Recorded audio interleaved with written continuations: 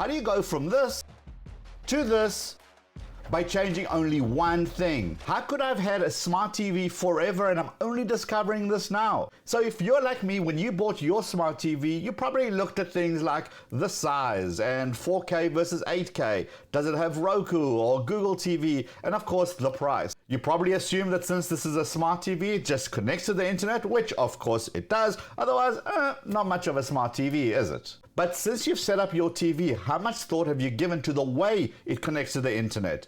I personally have given it absolutely zero thoughts.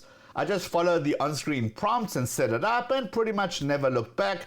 I just assumed that, hey, sometimes the TV buffers and such is life. But there is indeed a better way. Smart TVs typically connect to the internet in one of two ways. It could be wirelessly or it could be wired. Let's start with wireless. Depending on when you bought your TV, it may connect to the Wi-Fi network at either 2.4 gigahertz or 5 gigahertz or both. Typically you choose the 5 gigahertz because of course technically it's faster than 2.4 gigahertz. And remember that 5 gigahertz may be faster, however the TV needs to be positioned close-ish to the router as the 5 gigahertz has a shorter range than 2.4 gigahertz. Now newer TV are now connected at Wi-Fi 6, which is the latest evolution of Wi-Fi. Now, whilst Wi-Fi is perfectly fine, just like any other Wi-Fi device on your network, it can suffer from instability and buffering as all the devices on the Wi-Fi network are competing for that bandwidth. Okay, let's see what we're dealing with here. So right now, network and internet settings on my smart TV. It's currently connected to the Wi-Fi at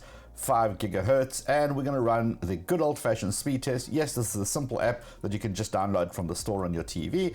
So 92.42 is the download and 56.92 as the upload. Okay, perfectly acceptable, not so bad. So what you ideally want to do is connect your smart TV to a wired LAN connection. A wired connection is going to give you not only the stability you want and the maximum bandwidth of your network, but by taking the TV off the Wi-Fi, it means it's one less bandwidth hungry Wi-Fi device, so your other devices can also have a nice improvement. Now, let's go into settings. This time I'm going to disable my Wi-Fi and then I'm going to connect my LAN cable, because as we know, when you hardwire something in, you're supposed to get the maximum speed out of your network, maximum stability. Let's see what difference this makes to the speed test. So plug the little sucker in and let's go rerun that speed test. Under my settings, there's my app, click on that and then click on start. And now I should get a nice fast connection. What do I get? Okay, 30, 70, 90, still capped, 94 as a download. And then at least the upload's improved a little bit. So why is that? What's actually going on here? If you run the same speed test on your TV, you will notice that your TV isn't getting the maximum speed you pay for from your internet provider. And that is because many TVs have a built-in network interface card that has a maximum of 100 megabits per second. So even if you have a 200 or a 500 megabits per second internet package, the most you will get out of your TV is still 100. Technically, this is fine, as something like Netflix only needs 25 megabits per second for 4K streaming.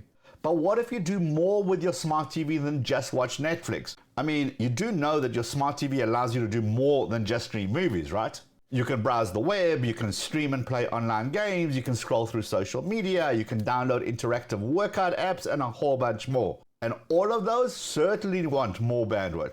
So how can you get around that 100 megabits per second limitation?